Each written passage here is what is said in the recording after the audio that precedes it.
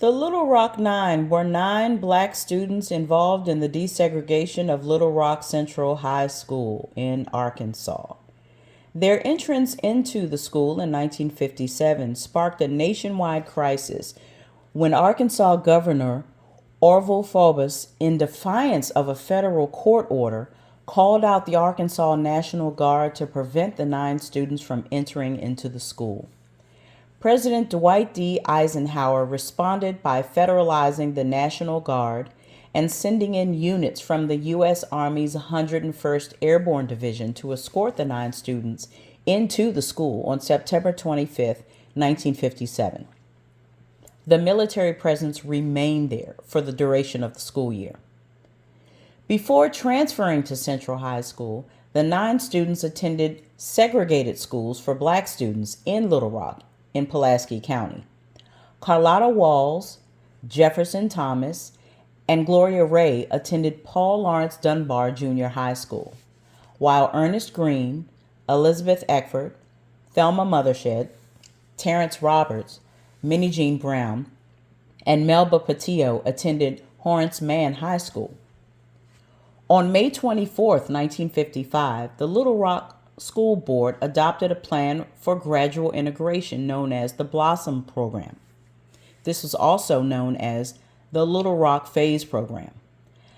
The plan called for the desegregation to begin in the fall school year of 1957 at Central High School and filter down to lower grades over the next 6 years. Under the plan, students would be permitted to transfer from any school where their race was in the minority, thus ensuring that the black schools would remain racially segregated, because many people believed that few, if any, white students would opt to attend predominantly black schools. Federal courts upheld the Blossom Plan in response to a lawsuit by the National Association for the Advancement of Colored People, or NAACP. On September 4, 1957, the nine students attempted to enter Central High School but were turned away by Arkansas National Guard troops called out by the governor. When Elizabeth Eckford arrived at the campus at the intersection of 14th and Park Streets, she was confronted by an angry mob of segregationists and protesters. She attempted to enter the building through the front of the school, but was directed to the back out of the street by the guardsmen. Walking alone, surrounded by the crowd, she eventually reached the South End Park Street and sat down on a bench to wait for a city bus to take her to her mother's workplace. Of her experience, Eckford later said, "I tried to see a friendly face somewhere in the mob, someone who maybe would want to help me. I looked into a face of an old woman, and it seemed like a kind face, but when I looked at her again, she spat at me." Others of the nine arrived the same day and were gathered at the South or the 16th Street corner, where they and an integrated group of local ministers who were there to support them were also turned away by guardsmen. The nine students remained at home for more than 2 weeks, trying to keep up with their schoolwork as best as they could. When the federal court ordered Governor Faubus to stop interfering with the court's order, Faubus removed the guardsmen from in front of the building. On September 23, 1957, the nine entered the school for the first time. The crowd outside chanted, 2468, we ain't gonna integrate, and chased and beat black reporters who were covering the events. The Little Rock police, fearful that they could not control the increasingly unruly mob in front of the school, removed the nine students later that morning.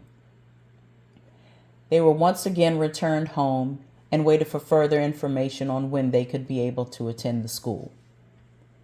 Calling the mob's actions disgraceful, President Dwight D. Eisenhower called out 1,200 members of the United States Army's 101st Airborne Division, the Screaming Eagles. They were from Fort Campbell, Kentucky, and they placed them in the Arkansas National Guard under federal orders.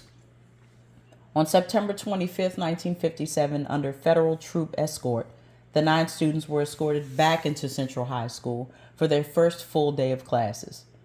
Melba Patillo later wrote, After 3 full days inside Central, I know that integration is such a bigger word than I thought.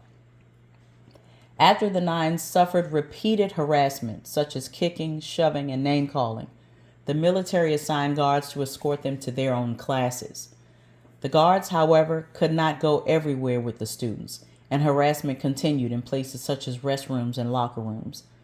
After the 101st Airborne soldiers returned to Fort Campbell in November, leaving the National Guard troops in charge, segregationist students intensified their all efforts to compel the 9 students to leave Central High School. The Little Rock 9 did not have any classes together. They were not allowed to participate in extracurricular activities at the high school. Nevertheless, they returned to school every day to persist in obtaining an equal education. Although all 9 students endured verbal and physical harassment during their years at Central, Minnie Jean Brown was the only one to respond. She was the first suspended and then expelled for retaliating against daily torment by dropping her lunch tray with a bowl of chili on 2 white boys, and later by referring to a white girl who hit her as white trash. Of her experience, she later said, "I just can't take everything that you throw at me without fighting back." Brown moved to New York City and graduated from New Lincoln High School in 1959. The other 8 students remained at Central High School until the end of the school year. On May 27, 1958, Ernest Green became Central High School's first black student to graduate. Dr. Martin Luther King Jr. attended his graduation ceremony, and Green later told reporters, "It's been an interesting year. I've had a course in human relations firsthand." And the other 8, like their counterparts across the district, were forced to attend other schools or take correspondence classes the next year when voters opted to close all 4 Little Rock high schools to prevent further segregation efforts. On August 30th, 2005, statues of the Little Rock 9 were dedicated on the grounds of the Arkansas State Capitol in Little Rock. The women of the Little Rock 9 were named sponsors for the forthcoming USS Arkansas nuclear submarine in 2018. In 2022, as a part of the 65th anniversary of the desegregation of Central High School, South Park Street was renamed Little Rock 9 Way.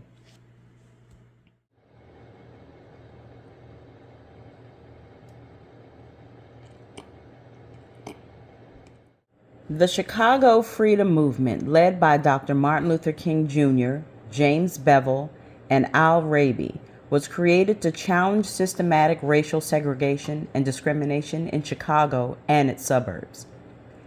The movement, which includes rallies, protest marches, boycotts, and other forms of nonviolent direct action, addressed a variety of issues facing Black Chicago residents, including segregated housing, educational deficiencies, income, employment, and health disparities based on racism and Black community development. The Chicago Freedom Movement, the most ambitious civil rights campaign in the northern United States, lasted from mid-1965 to early 1967 and is credited with inspiring the Fair Housing Act passed by Congress in 1968. The Chicago campaign began in July 1965 when local civil rights groups invited Dr. Martin Luther King to lead demonstrations against segregation in education and housing, as well as employment discrimination. Chicago activist Albert Raby, leading the Coordination Council of Community Organization, or the CCCO, asked the Southern Christian Leadership Conference to join them in the nonviolent campaign to achieve fair or open housing in the city. Community organizers pointed to Chicago's history as one of the most racially segregated cities in the nation. Through leading discrimination and, in some instances, outright violence and intimidation, African Americans were kept out of the vast majority of predominantly or all-white middle-class neighborhoods in the city. Activists hoped that by changing the laws and practicing to allow opening housing, the ability of Black homeowners to purchase homes in any of these areas could financially afford them. blacks would gain access to improved housing, better schools, and greater job opportunities. On January 7th, in 1966, King and the SCLC announced plans for a Chicago Freedom Movement, a campaign that marked the expansion of the civil rights activities from the South to North cities. King and his family moved to a Chicago slum at the end of January to bring attention to housing conditions of tens of thousands of black Chicago residents, while the CCCO organized mass nonviolent protests in the city. To target racial discrimination in housing and employment, the SCLC launched Operation Breadbasket and placed it under the leadership of 25-year-old SCLC organizer Reverend Jesse Jackson. Operation Breadbasket targeted companies and corporations working in African American neighborhoods that nonetheless refused to hire black employees. The parallel campaigns gained momentum through boycotts, demonstrations, marches, and the race riots that erupted in Chicago's predominantly black and West Side in July of 1966. On August 5, 1966, during the march at Marquette Park, an all-white Chicago neighborhood, to promote open housing, black and white demonstrators were met with intense racially fueled hostility. Bottles and bricks were thrown at them, and Dr. King, leader of the march, was struck by a rock in the head. King admitted in a post-march interview that he had seen so many anti-civil rights demonstrations in the South, but none was as hostile and violent as the one he experienced at Marquette Park in Chicago. King faced the challenge of mobilizing Chicago's diverse African American community of nearly 1 million people. He cautioned against further violence and worked to counter the mourning resistance of the working class whites who were fearful of the impact of open housing in their neighborhoods. By August, Chicago Mayor Richard Daley sought a way to end the demonstrations. After negotiating with Dr. King and various housing boards, an agreement was announced on August 26, 1966, in which the Chicago Housing Authority promised to build public housing in predominantly white areas, and the Mortgage Bankers Association agreed to make mortgages available, regardless of race or neighborhood. After the agreement was announced, some of the SCLC staff stayed behind to assist with the housing programs and voter registration. Dr. King stayed in Chicago until January 1967, while Jackson settled permanently in the city to lead the Chicago branch of the Operation Breadbasket. In 1968, the U.S. Congress passed the 1968 Fair Housing Act as most directly result of the Chicago Freedom Movement.